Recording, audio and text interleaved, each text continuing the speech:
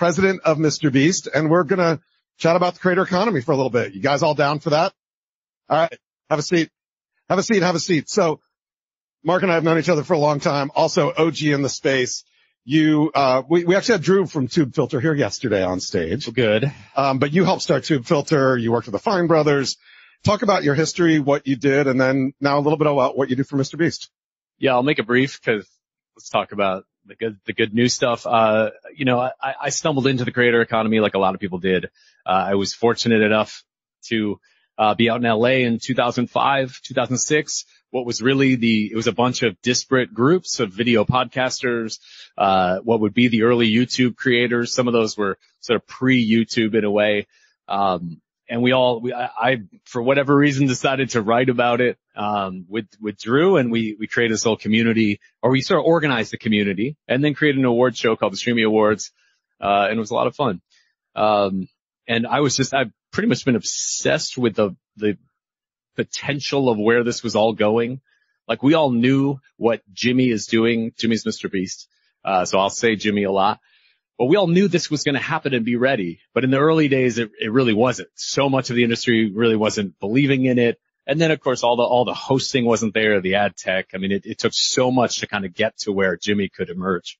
Yeah, and you really were at the forefront. I mean, you are, in many ways, there would not be a creator economy without you and without what you did at TubeFilter. And, you ran the Fine Brothers business for a while. You worked on Camp Dakota, one of the first movies with creators. I mean, I don't want to make you feel old, but man, you've done a lot for the creator economy. Thanks. I mean, there's a lot of people and there's a lot of creators who have come, and some have kind of hung it up and done other things or turned into like their next phase of their career. And I'm inspired by them. And I've always been sort of, for me, it's about, how can we build businesses that are sustainable with them? I think there's been a lot of waves of capital that have come into our space, and a lot of BS, frankly, where, and like the MCN era was a dark time. It was both it was a great time and a bit of a dark time. It was the best of times. It was the worst of times. I built one and sold it. Yeah. I mean, in many ways, it helped professionalize an industry. It created a lot of jobs that were like people learning how to be, channel managers, or do deep dives on analytics, or do brand deals with major brands. So in some ways, I got to give it some credit. On another level, it was the value was very thin at the MCN level. It was the creators ultimately who are building these valuable businesses, but never really saw that upside. Yeah. So now the tide has shifted where capital has figured out where the value is, and the value is right at the creators. You built venture capital based companies. You built and you came in and ran companies for creators with the Fine Brothers. Now you're president of MrBeast. Been there for, I guess, a couple years. Yeah. Compare what you do now and how it's the same and different in some of the other businesses that you've run in the past. Well, first of all, it's about a 7-day-a-week job. It's the most insane job I've ever had. It's honestly one of those, you pinch yourself. You're like, I can't believe we're doing this. I mean, like, we're making up deal terms and then getting them at times, because I think, anytime there's something this scaled and this new, you can start, which is where I find the most interesting. When industries get a little too stagnant, it's the same way it's always been done. That bores me. My job is a lot of things, but I spend a lot of time working with our external partners, make sure we have money coming in, make sure we don't spend too much money on the out. You need a lot of lawyers for various things, but ultimately you're just trying to, we're all just driving that ship forward and supporting Jimmy in this, his vision is here, and we strive to kind of get close to it with the org as best we possibly can, but he keeps us going as high as we can. So. Sounds exhausting, but I know there's all these great moments that come out of it. Is there a really great moment you can pick to be like, I never thought I would do this, and this is amazing, and I'm so happy to be here? Oh my God. I mean, right from the beginning, I was involved. We did this Squid Game, in real life. I think that was a turning point for our company. So I got there, summer of 21. We would produce Squid Game in, what was that, fall? I guess it was October. It came out in November. So October 20. We had about 3.5 weeks to recreate Squid Game, because it was a massive trend. We actually thought we were running a little late, and we had to design the games. And I realized, we all realized to some degree, no one had ever actually done red light, green light in real life, in real time, with a fair, equitable game. with $500,000 online. We had to like design technology literally to detect and define motion. And then, so the most fascinating part for me was like, holy cow, we're going to work with all these technologists around the world. And none of the stuff would be possible without so many different collaborators. Sometimes they come from the creator community, and sometimes, like we were talking about William Osmond, he was a key part of the like detonators inside the little things that the contestants wore. We had to make a whole other system using accelerometers from iPhones to detect motion, and then test that all in 3 weeks. And that, it kind of like, you know what it did? It renewed my faith in YouTube, to be honest. I think maybe there was a period kind of post-pandemic. I think a lot of like the early YouTubers were starting to quit, and there was this sameness to a lot of the content. There was a lot of reaction-based content. We were making reaction content at we call it React Media. And it's just, it was what it was, right? It's sort of like, it's a little bit derivative, if we're being honest. And then there was this fearless, like absolute animal that is Jimmy, who is like, let's just go big. Let's keep building on that. And that just, frankly, like now I'm just like, we can do anything. Yeah. So. Yeah, that's awesome. Well, you talked about YouTube and what's happening there. It's interesting and you've seen this before, as I have, waves of YouTubers who decide they've had enough. They may have started in 2010, 2011 and like, I'm done. We just recently saw that with Matt, Pat, and some others. Talk about the state of the creator economy as you see it now. It's YouTube short form. Creators are leaving. A lot of people are like, oh my God, all the creators are leaving. It's like, no, this has happened before. But talk about how you see that sort of state overall, and then we'll dive into some specific issues. Yeah, clearly the actual pool of creators is bigger than ever. And I think we all have started to widen the aperture of what a creator is. It could be a, third career professional. It could be a dentist who has taken to video and realized you can build a community. So I personally think it's as healthy as ever. The question really then becomes about like, are they those who want to scale and build creator businesses? There's an evolution happening. I think we're starting to see capital come directly into creator businesses, like the Dude Perfect deal that was announced. And then to some degree, these roll-ups that are happening that like, which is really part of what MatPat was a part of with Theorist. Time will tell if a creator brand can sustain after a creator has left it. I don't know that that's been proven yet. You could look at Nerdist, you could look at so many countless examples, like, are they really still strong brands that they were? Or are these sort of like glide paths down to like write off? And so I don't know. But I do know there's more coming from it ever, and they're coming from all over the world. Yeah, we are exploring that issue about investing in creators and what that means. And I think when you look at some of the things that maybe have more potential to work out are sort of the ensembles, where it's not just one creator, but it's like 4, 5, 6 people, and you can bring people in and out. Or maybe it's the animation stuff like what Chris Williams is doing with Pocket Watch, where you just clone the voice of Ryan and then animated Ryan can last forever. I don't know. Yeah, well, Kid Space is really interesting, and you can do that. And I have a daughter and definitely experienced the insane. I mean, there was a point where we were probably spending $2,000 a year in like Target on Ryan's World toys, but then it ended pretty quick. So that time you have the consumer is pretty short, and obviously you have that aging issue with it.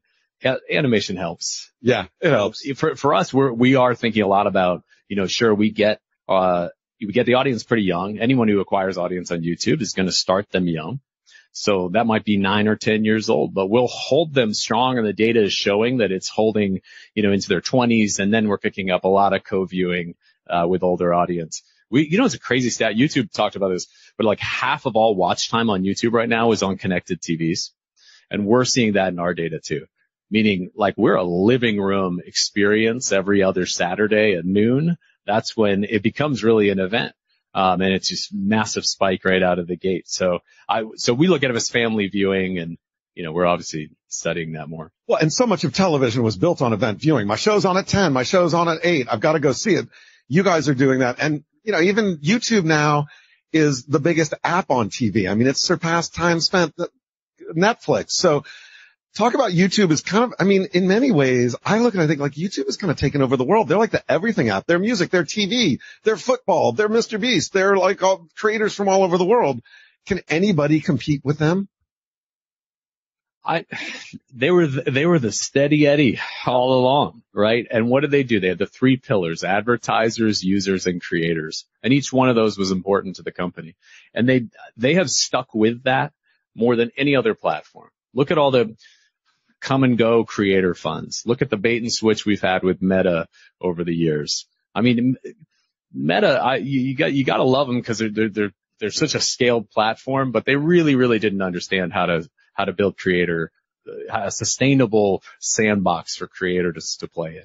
And YouTube has been, very steady with that split ever since the partner program started. I think it'll be interesting to see. Obviously, there were some cutbacks in the creator support side of things, but I don't think that is anything less. I don't think you're seeing any pullback from supporting the fact they understand that people build because you can earn money and your library can earn money. I don't see that changing at all. Yeah. How do you think about short form and TikTok? And do you think TikTok will get shut down? It's obviously going to face, I do think that is a very real threat. A real threat. Shutdown is an interesting thing. It's just going to be a lot harder for a lot of brands to participate. Let's play this out a little bit. I think reality is nothing's really happening this year and a lot of appeals and a lot of court debate. But I think what you're going to see is as campaigns are getting planned, just some of these advertisers are like, we're going to sit out on TikTok. And that's a large part of course, how you monetize. So I think it's still there as like a marketing. It's interesting on the shop side for some creators. I would be more heavily investing in YouTube Shorts and then building my long form strategy than going all in on TikTok. Yeah. We'll see what happens with TikTok. I want to shift gears a little bit and talk about formats and storytelling. Yeah. You talked a little bit about the React stuff. The Fine Brothers started it with, kids React, teens React, et cetera, et cetera. That was a big deal. You ran React Media for a while for them. Now it's challenge videos, retention editing, all the stuff that MrBeast really pioneered. And sometimes you look at YouTube and it looks like it's all that. But that seems to be changing too. And YouTube seems to go through these waves of formats. And even what you guys are doing are kind of slowing that down and doing more storytelling. How do you think what you're doing now has been copied, and what are you going to do, and how will YouTube react, and what are some of the formats we should keep an eye on YouTube going forward? Oh, well, a lot there. Sorry. I think we all know, hopefully we all know, there's a shift to more storytelling and longer, like letting things breathe a little bit on YouTube. And there's been some pioneers in that space. The good thing about it is creators, at least the top ones, will follow where the audience is going. And if the audience can handle longer, and we've been testing a lot longer, it doesn't mean we're going to do the same thing over again. But we have an upload this Saturday that, could be around 40 minutes. It could be very long. Like we've had some videos that are half hour plus, which means 40 minutes, because your average is like 20 minutes, right? 17, 18, 20? Yeah, sure. Yeah. Somewhere around there. I don't know. I looked at it recently when I was preparing. It's somewhere around there. Getting longer. And that's obviously driving more revenue with more mid-roll spots firing off. But it's also, it's driving good algorithmic signals for satisfaction and whatnot. So if it just means you can see it, and you can see it some of our 7-day survival video series. They're just a little more intimate, sort of like spending more time with our primary cast versus like some of our formats that feel social experiment territory or game show. Like people ask what is our show? And I'm like, it's many different formats. And we really try hard not to repeat the same format back to back. It makes scheduling really tough, but it's important, because you obviously can get viewer fatigue, viewer lock-in in it, or they come to expect you guys are the channel that does X. And we're very careful not to be locked into one format. Speaking of long form, you remind me, and I want to just talk about the quality of the people working at MrBeast, because everyone I've met is amazing, top of their game, some of the best in the business. And I'm going to refer specifically to Dan Mace, who he's the chief content officer for MrBeast Philanthropy, released a 2.5-hour video that is basically a masterclass in making nonfiction style video on YouTube. Dan Mace. I started watching it on the plane coming here. It was an hour flight. I did not want the plane to land. It was so good. Talk a little bit about some of the people that you have there, and you lean into some of the longer formats. So 2.5 hours, I'm going to watch it all, not in one sitting, but I'm going to watch it all. A lot of this is credit to Jimmy. He likes to find he'll always sort of reach out to people like that he thinks are really smart in the space, even if they're just like have a small channel. But if they're onto something, he's like, hey, I like what you're doing. And that's helped build like, so we're sort of breaking down traditional recruiting cycles, and we're just honestly finding some people on Twitter and Discord, and some of them are incredibly talented. They're all over the world. Dan Mace was, I guess, sort of an accident of like, we had a video scrap in South Africa, and Jimmy was in South Africa with Casey Neistat and Logan Paul. And it was wild. And he actually ended up like meeting up with Dan Mace, and that led to, I think a year later, he's like, hey, will you come run the channel for philanthropy? And it's just, if you look at it, it's completely elevated the Beast Philanthropy channel. It's hard to do nonprofit, like mini documentaries and make those like YouTube optimal. And I think they've really, really found a way to do that. So you're getting just like very, very intimate human stories, but still mixed with like a bigger hook. Cause, you know, a lot of nonprofits struggle with, they'll do this great work and they struggle with telling the story at scale. And so anyway, I definitely recommend watching his video for sure. And it's amazing. I won't talk any more about it, but y'all go look at it. I need to finish it. Let's talk about some new ways that creators are trying to make money. I want to lean in a little bit around, fast channels. You know, we had Vimeo here earlier this week.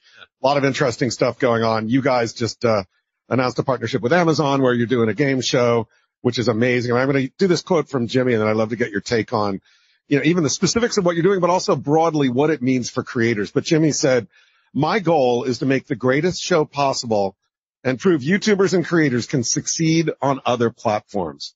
That's a big deal. That's a lot of weight, not just making a great show for Amazon and you guys, but for everybody. Yeah. He knows the stakes are super high. The first show off of YouTube, and by the way, we're not leaving YouTube. It's just like what does it look like to play on a streamer? But it has to be good.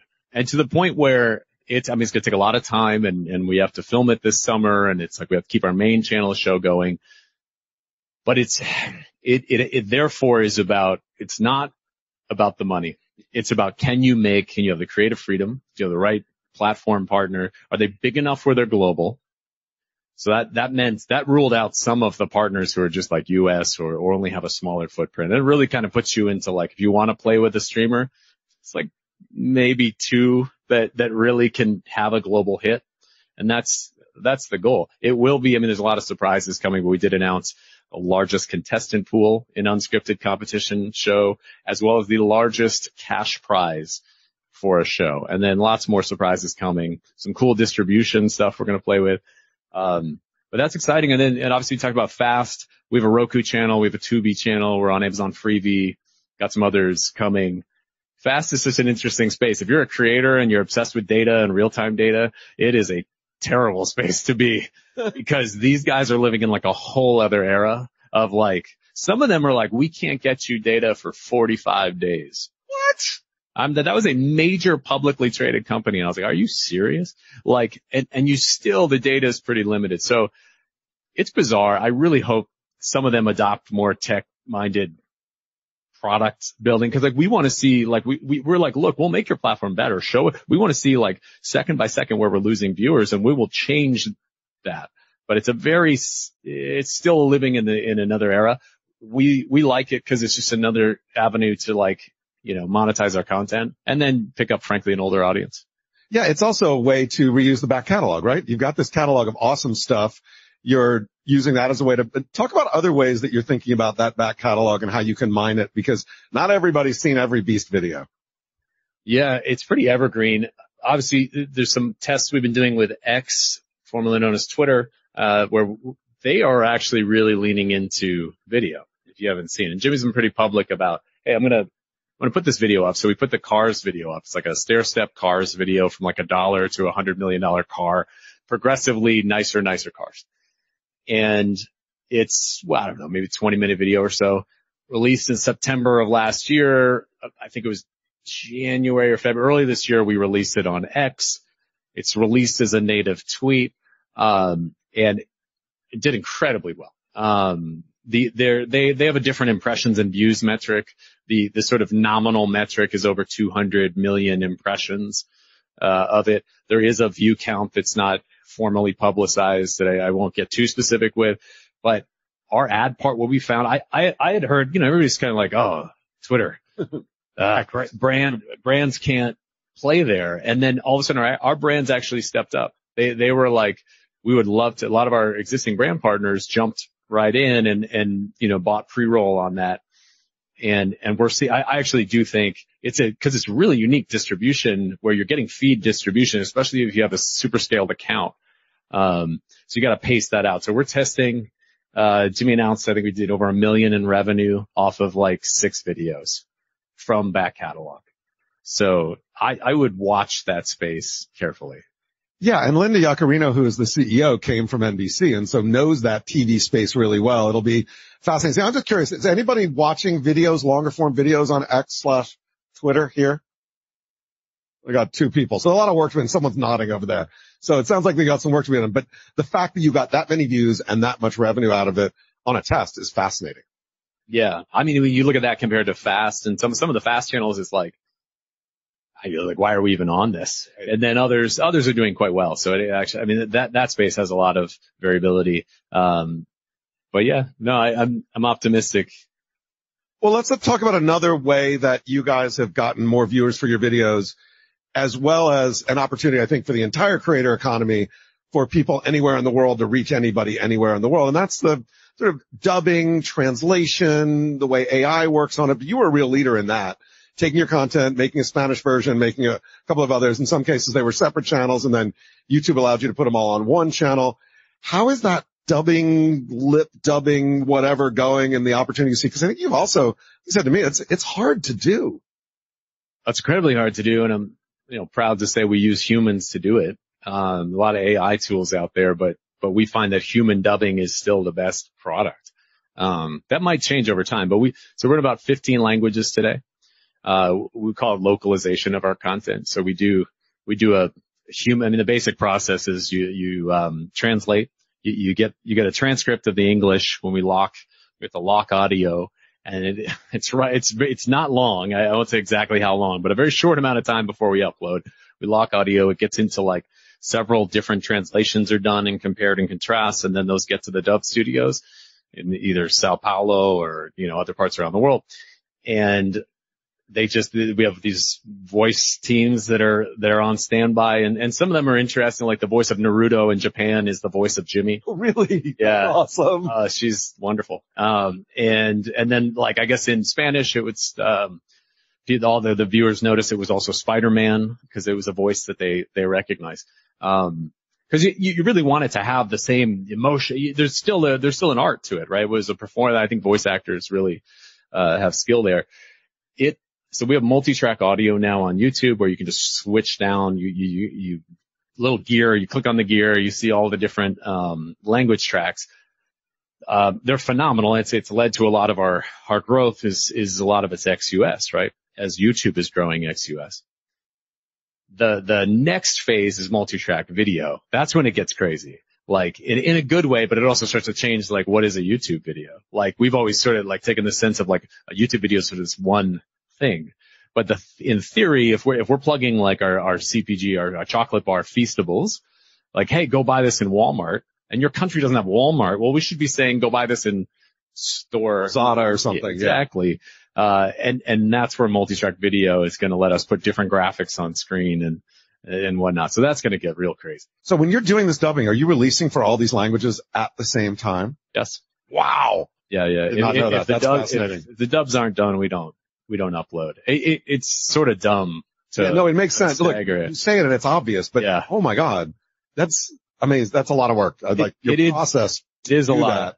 I think it's part of our culture is take a really hard thing and just figure out how to make it faster and do it, because the hard thing is often where there's a lot of value. It's not for everybody. I think there are some creators who their content might not translate as well. And I think there are some anecdotally that like, wow, they like, just be careful about over-investing. I think I hate to plug AI, but I on some level you could test with AI and see if there's a there to then further invest deeper. Yeah. You mentioned Feastables, one of the big brands that Jimmy has launched that continues to grow and grow and grow. Talk a little bit about creators building brands. I tend to believe that it is a great place for creators to bring in more revenue, but it's not for everybody. You guys have tried a couple different things. Some worked, some didn't. Talk about where Feastables are, but what you think about creators and brands in general going forward. Yeah, I think we all know you're either in the pure play media business, which is a tough business sometimes if you have these kind of channels, of any channel. I mean, you have 1 million subs, you have 100,000 subs. You're relying on ad-supported video primarily. But really, the monetization per viewer is super, super low, right? It's in the fractions of a penny. And so you're like, well, how do I, unless I build a sub business, a subscription, video business, you're like, well, I have this platform. I'm renting it out to advertisers. I can rent it out to myself. Let's test this. We've had a couple of different iterations of that. Feastables is our chocolate. It's primarily a chocolate CPG, consumer packaged good. Launched online as a D2C product. Don't launch chocolate D2C. I mean, we sold 4 million bars in less than 90 days and gave away a chocolate factory. It's just really hard to ship chocolate in the summer and there's all these logistics with it. So we learned a lot and there's broken bar issues, but ultimately now incredible management team in there. It is an owned venture. But we're able to bring in sort of really high caliber, management team and now largely just focus on scaling supply and retail distribution. So that thing is cooking. Like we did an entire relaunch. So this is a little bit of credit to Jimmy. He realized that the original product that we launched was not good enough. And like people were hyped because it was a MrBeast product, but he's like, this isn't good enough. And we tested and it's like, we have to pull all the old stuff. Let's make a new product. He also then, if you look, the packaging is all blue now. And it's this blue that like, of course, again, is Jimmy, but like studied took lots and lots of pictures of the chocolate aisle at Walmart and Target and all that. And what do you see? You see a lot of oranges, yellows, browns. Blue was like strikingly missing. So you basically used our thumbnail theorists and others, and we started like looking at like eye movements and like we're trying to basically track what colors would attract attention. And of course, I mean, it's just there's whole slides that break down this process. Anyway, long story short, that he's really understood that basically having a shelf slot on Walmart is like having a thumbnail when somebody's scrolling through YouTube. So let's apply that same rigor to that. That's brilliant. Well, and you guys have changed Walmart. You guys, how many people have been in a Walmart recently? A lot of us. We've all seen, it used to be the as seen on TV section. It's kind of changed now, and a lot of that is because of Jimmy. Yeah, I mean, that as seen on TV was from another era too. I mean, there'd be like $80 massage products. Slices and dices. That's good bass. I'm surprised those things were still, there's a lag, right? But I from what I understood, that was doing about $600 million a year in the as seen on TV. That got down to about 200 million, and Walmart started looking around being like, how do we like update this? So now I think it's called Trending Now. And you'll see some Dude Perfect product up there. You'll see MrBeast. You'll see other creators as well. So the good news is, like, if you can trend something on the internet, your pathway into retail is easier. The trust is there. It's funny. The trust is so interesting. There's two, like, a lot of what the retailers are afraid of is that you guys can't meet the supply. They're like, if you guys say, like, they almost are like, they'll look at a creator who has a hot product or has an idea for a product. I'm like, can you really actually make it consistently and deliver it to our 4,700 US stores and then restock all of those? That's actually really the hard part. The demand generation, I think a lot of people are pretty good at. All right, we're running out of time. One last question for you. I will say that Marc did an amazing talk at VidCon last year. He's going to do another one this year. They said it's going to be even better. So you want to hear more about this guy and what he's doing and what he's thinking and how he sees the creator economy? VidCon would be a great place to do that. But I'm going to get a jump on VidCon and ask you, pick a trend, one or two trends for 2025 that you think will be different from 2024. I mean, you can't deny the rise of AI content. And it's gonna get noisier in the feeds, not less noisy, even with these sort of authenticity tags that people are starting to mess with. So I think the idea of sort of scaled iteration and testing, everybody is gonna have to test a lot of different things, and we're gonna have to embrace AI. So I'm gonna take the the like AI is an enabling tool that's going to make us all better creators position. And I do think like we all have to basically much more rigorously test thumbnails, like titling and hooks. We have a free tool. I'm going to plug our free tool here. Viewstats.com. We launched a data product. You can actually see you put in any channel, you can see, and then at a video level, you can see when they swap titles and you swap thumbnails. And you'll see us, we constantly are tweaking and repackaging. So I'm going to go with just you're going to have a very rigorous testing apparatus built in, even this year. Nice. Marc, thank you very much for coming. Really appreciate it. Give it up for Marc Hustvedt from MrBeast.